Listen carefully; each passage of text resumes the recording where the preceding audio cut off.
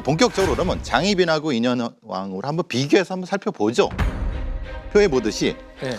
장희빈은 숙종보다 2살 누나입니다.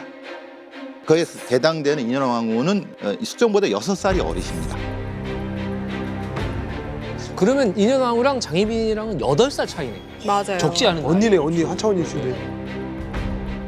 성숙한 여성상으로서의 장희빈. 장희빈. 그리고 전통적인 어떤 왕후로서의 인현왕후. 이게 대당되는 개념을 보시면 되고 실제로 인현왕후의 아버지는 그 병조판서. 그러니까 전통적인 어떤 와. 권력층인 거고요. 조금 장희빈의 출신이 조금 다른 거는 기존의 양반은 아닙니다. 남인계통의 역관 출신의 재력가. 여기서 꼭 이제 알아야 되는 인물이 당시에 장희빈의 아버지 같은 역할을 했던 숙부가 장현이라고 하는 숙부가 있었어요. 네, 네. 그리고 당 중에서는 남인당이랑 손을 잡고서 활동하던 사람인데 이 사람이 청나라의 인삼을 몰래 팔아서 돈을 축적한 일로 이 감옥에 갇힌 일도 있었는데 풀려났단 말이에요. 어떻게 풀려났냐면 딸이 이제 궁궐 안에 들어가 있으니까 정보력으로 이렇게 알려줘서 아름아름 풀려난 일이 있어서 아 궁녀를 넣어가지고 왕의 마음을 사로잡으면 내가 엄청난 권력을 주겠구나라고 하는 생각에 걸로 계속. 가장 엄청난 미녀였던 장희빈을 궁녀로 넣었던 거죠. 그리고 그게 한눈에 또 숙종의 눈에 들어왔던 거죠. 아, 그분 진짜 권력이 타고난 장사꾼이긴 그러니까요. 하네요. 그렇죠. 가족의 등살에 어떻게 보면 정말 네. 정략적으로 정치적으로 계획적으로 입성한 두 여인인 거네요. 이게 너무 중요한 포인트인 것 같아요. 이게 당시에도 여당, 야당이 있잖아요. 그렇죠. 그래서 네. 남인당이랑 서인당이 서로 권력을 장악해보려고 쟁취를 하려고 눈치를 보는데 서인당은 야 우리 쪽은 인현왕후야 이런 상황이었고 당시에 남인당에서는 우리는 천하일색의 장희빈이 있어. 숙종의 마음은 어디를 가 있는데 아, 어디를 라고 하는 상황에서 장희빈한테 이 일개 궁녀한테 숙종이 마음이 가 있는 거를 보니까 숙종의 어머니 명성왕후라고 하는 인물이 있는데 명성왕후요? 명성왕후. 왕후. 네, 황후가 황후 아니고 아니고. 비슷한 분들이 많습니다. 명성왕후라는 그 숙종의 어머니의 성격이 보통이 아니에요. 그러니까 굉장히 다혈질의 신경질적인 분이신데 이분이 또 인현왕후랑 똑같이 서인당 쪽 사람인 거예요. 같은 쪽이네. 네, 그래서 인현왕후를 며느리 불러다가 너 정신 똑바로 차려야 된다고. 저 궁녀가 저 보통 제 간사하고 악독해서 너 조심해야 된다라고 하는 이제 경고를 내려줄 정도였어요. 진짜. 보통 아닌 거는 명성왕후도 비슷해. 네, 느낌이었나 보통이 봐요? 아니었던 분이었고 명성왕후는 나중에는 장희빈을 궁궐 밖으로 쫓아내버립니다.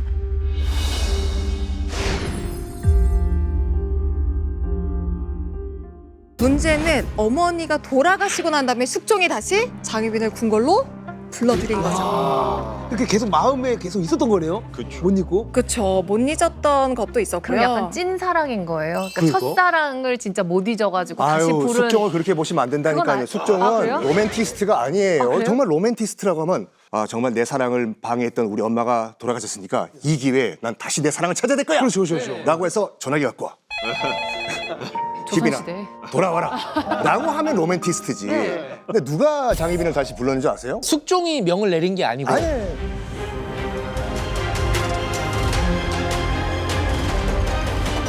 정적 라이벌인 인현왕후가 다시 데려오라고 시킨 거예요. 그래도 만약에 제가 인현왕후 친구였잖아요. 옆에 있는 사람이 한마디 했을 것 같아. 너 쿨한 척하지 마. 야 미쳤어? 풀병 걸려서 미쳤어? 걔를 왜 어떻게 데리고 와? 말도 안 되는. 그리고 시어머니가 너한테 얘기했었잖아. 쟤 조심하라고. 근데 그 정신 사료에 차려. 입각해서 좀 보수적인 추정을 좀 하자면 인현왕후가 이런 얘기를 해요. 아, 임금의 은총을 받았는데 저렇게 민가에 있는 것 자체가 모양이 좋지 아니하니 다시 불러들이는 게 낫다. 임금을 굉장히 높여주는 말이에요. 그러니까 숙종을 굉장히 높이면서 자기를 좀 같이 높이는 그런 좀 정치적인 말을 했었던 거죠. 무시가 그래도 약간 깔린 거네요. 어떻게 보면 내가 진짜 와이프고 아, 맞아요. 너같이 미천한 사람이 뭐 어디 나랑 그게 같겠어? 약간 맞습니다. 이런 게 맞아요. 깔려 있네요. 예, 그러니까 아예 그렇게 그냥 네. 라이벌이라고 전혀 생각을 안 해. 그렇죠. 그렇게 생각 안 하면 사실은 그 사람이 살기가 힘들었을 거예요. 그게 뭐냐면 큰 그릇을 가져야 한다는 그 중전의 컴플렉스 의무감 이런 게 있는 거죠.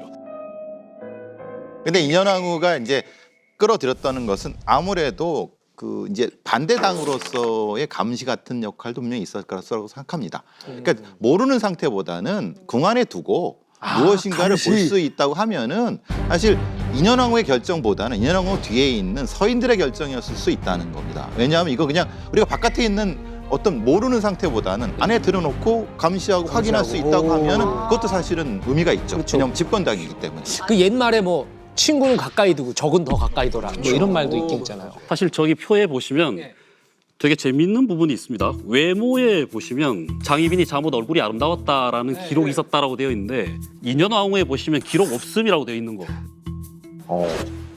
사료를 공부하는 사람들한테 야 기록이 없어라든가 이거 하나만 있어라는 것은 굉장히 학자적으로 굉장히 어려운 말입니다. 네. 왜냐면 한 20년쯤 후에 새로 해석했는데 얼마든지 그런 게 나올 수가 있거든요. 그래서 한번 오기가 생겨서 한번 이걸 찾아본 적이 있어요. 진짜요? 네, 막 한 학기 동안 막 찾아본 적이 있는데 사관이 직접 보고 아 저 참 이쁘다라고 하는 것은 진짜 거의 유일해요. 장희빈이.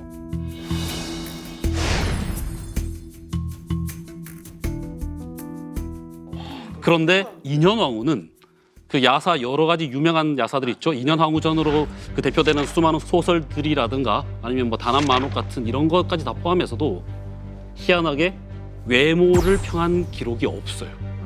이야, 이거는 정말 칭찬도 많이 하거든요. 이 사람 착하고 판단력 좋고 사리에 밝고 이런 얘기 내면은 실컷 얘기를 해놓고 웬만하면 그냥 한마디 할 것 같은데 그러니까. 잘 보이지 않습니다. 물론 이거 굉장히 보수적인 해석인데 네. 그렇다면은 반대로 추정을 하면 야 이거 남자한테 매력을 크게 느끼지 못할 정도의 외모인가? 못생겼다는 얘기죠. 못생겼다는 얘기죠. 솔직히 남자들은 원래 그렇게 하죠. 이 네. 여자가 똑똑하고 한번 만나봐, 뭐 성격도 좋은데 그러면 상대방이 누가 못생겼네. 바로 그 외모부터 시작해야 돼요. 그러니까 이제 보통 우리가 의궤나 그림에 임금의 얼굴을 안 그립니다. 그쵸. 그릴 수가 예. 없습니다. 왜냐하면 어떤 존귀한 사람은 그게 없는 거예요. 연왕후는 굉장히 존귀한 어떤 분이 후세가 봤을 때 되어야 되는 거예요. 그러니까 사실은 그것은 그렇게 평가하지 않는 게 맞는 것 같아요.